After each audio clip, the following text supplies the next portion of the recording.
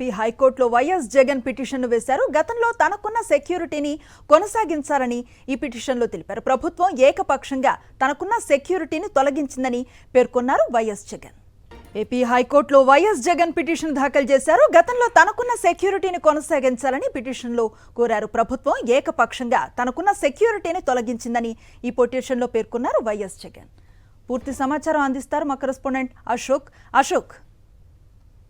YSR Congress party అధ్యక్షుడు మాజీ ముఖ్యమంత్రి వైఎస్ జగన్మోహన్ రెడ్డి హైకోర్టులో ఒక పిటిషన్ దాఖలు చేశారు.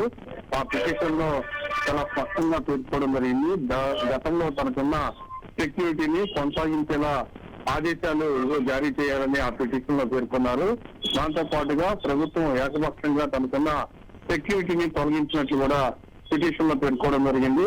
తనను అంతమొందించడమే లక్ష్యంగా కూటమి ప్రభుత్వం ఉందని కూడా పిటిషన్ లో పేర్కోవడం జరిగింది. తనకు ఉన్న ప్రాణహాని అంశాన్ని పరిశీలించకుండా ఇప్పుడున్న ప్రభుత్వం ఏకపక్షంగా వ్యవహరించినట్లు కూడా పిటిషన్ లో పేర్కొన్నారు. తనకు కేటాయించిన బుల్లెట్ ప్రూఫ్ వాహనం, అంటే ఈ ప్రభుత్వం కేటాయించిన బుల్లెట్ ప్రూఫ్ వాహనం కూడా సరిగ్గా పనిచేయడం లేదని కూడా పిటిషన్ లో పేర్కోవడం జరిగింది.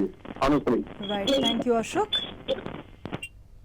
ఏపీ హైకోర్టులో వైఎస్ జగన్ పిటిషన్ దాఖలు చేశారు. గతంలో తనకున్న సెక్యూరిటీని కొనసాగించాలని పిటిషన్లో కోరారు. ప్రభుత్వం ఏకపక్షంగా తనకున్న సెక్యూరిటీని తొలగించిందని పిటిషన్లో పేర్కొన్నారు వైఎస్ జగన్.